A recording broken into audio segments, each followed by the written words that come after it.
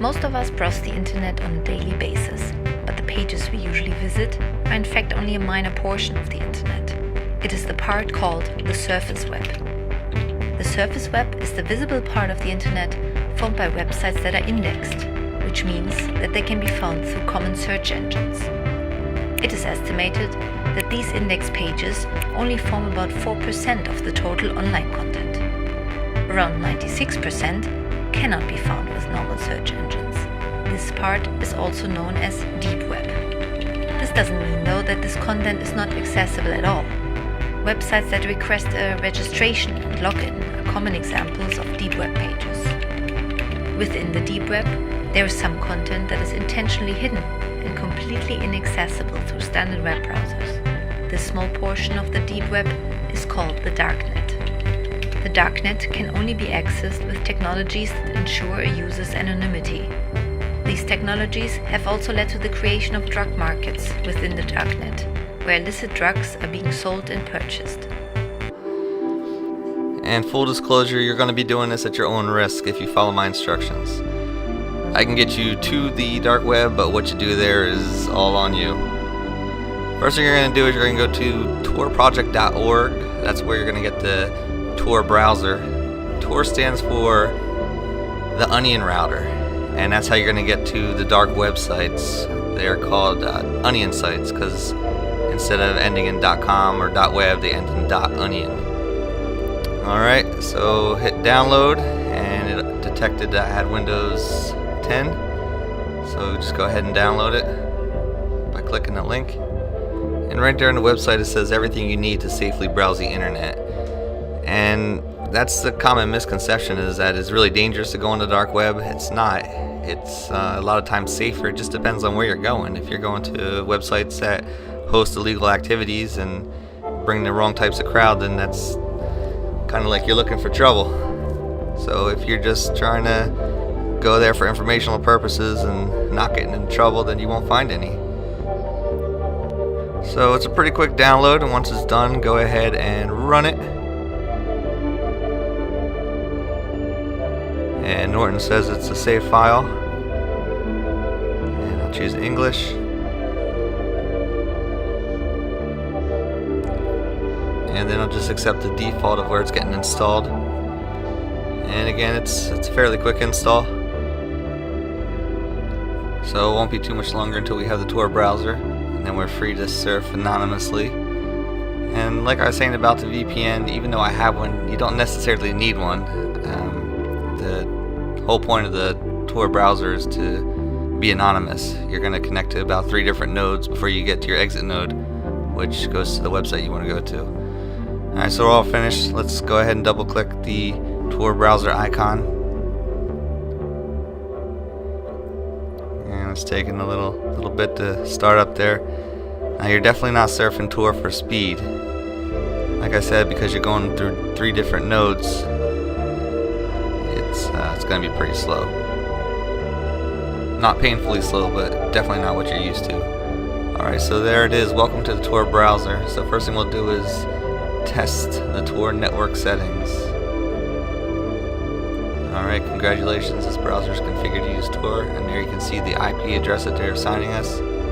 Well, that's what it appears to be anyway. And you can see that it's different from the VPN IP address assigned. Alright, so first thing we'll do is we'll go to a Surface Web website, and from there we're gonna go find some .onion sites, because right now we don't know any. We gotta figure out what they are. So I'm gonna go to duckduckgo.com. I like DuckDuckGo because apparently they don't track your searches. It says a search engine that doesn't track you. So right now I'm just gonna do a quick search for best onion sites. And first one says 9 must-see.onion sites from the depths of the dark web. So let's go ahead and click that link and see what we're working with here.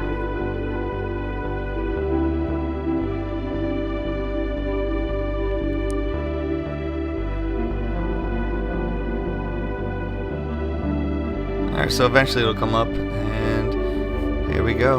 These are all addresses for .onion sites that we can access from the Tor browser. Now, if you try to click these links from, let's just say, Chrome, it's not going to happen. You need to be on Tor to access these websites. As you can see, they all end in .onion. There's even Facebook on for Tor browser, and that's for countries that restrict the use of Facebook, just so they can still, access. Now, they're still going to be visible on social media, but they can circumvent the systems that prevent them from getting on there. And we scroll down, you can see got quite a few here on the must-sees, and there's a lot more out there, but here's the hidden wiki. Let's go ahead and click this one. Now, the hidden wiki is going to have a lot of links to a lot of different sites, and there's a lot of stuff that you probably don't want to see. And while that's loading up, we'll go ahead and click a couple others. We'll do blockchain. And let's go to the DuckDuckGo, which has the .onion handle. And then we'll do the Facebook. Alright, so back to the hidden wiki. This is pretty much a one-stop shop for anything that you're looking for. It's worth checking out. I wouldn't necessarily go clicking a lot of links on here, because they're going to take you to a lot of places that you might not want to see.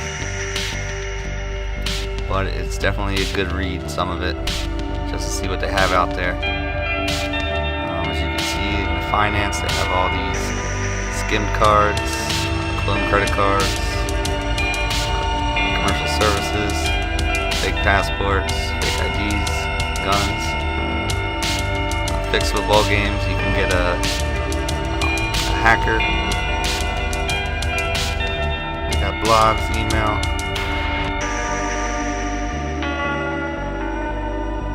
social networks,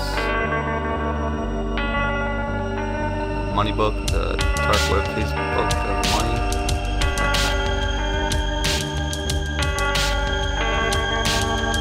Definitely a lot of stuff you can get into. There's the WikiLeaks, if you're interested in reading those. And list of pedophiles, Fedora box. I mean, there's just anything you can think of, you'll find it here. There's cat facts.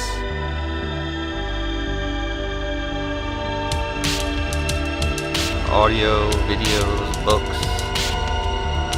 Drugs, Dream Market, I wouldn't go there. You can see it says it's a scam twice, but just about any other of these sites will probably get you something illegal. Alright, and I don't recommend clicking anything in erotica. As you can see, there's probably definitely some stuff you won't be able to unsee.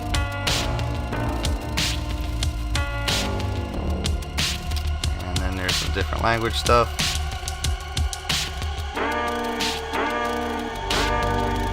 All types of stuff you can get into. Like I said, it's worth just coming on and seeing what they have out here. But do so at your own risk. Click links at your own risk. You definitely get into some trouble. And then here's blockchain. If you wanted to get a Bitcoin wallet, purchase some Bitcoins. That way you can do some transactions over the dark web. Everything's going to be done in Bitcoin. Some research if you're going to get into that. But I'm sure there's plenty of resources out there for you to learn what you have to do. And then here's DuckDuckGo, the .onion.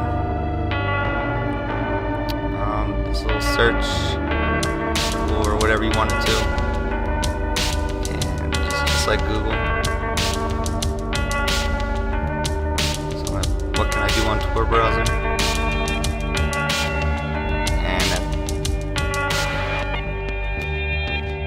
Not going to get traced back to me. That I'm searching for what can I do on Tor browser. So if you wanted to search for something that you don't want traced back to you somehow, I would do it on the dark web. And then there's the Facebook. As you can see, it looks like regular Facebook. You can just sign in or sign up and access your account that way.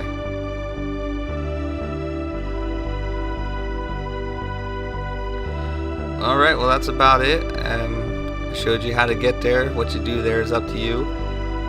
Just try to stay ethical, try to stay legal, and make sure you have some fun checking out some stuff and just see what's out there. I want to thank you for taking the time out to watch this. If you found this useful, please go ahead and hit that like button, and if you haven't already subscribed, go ahead and do so. I'm going to be putting out new videos each week.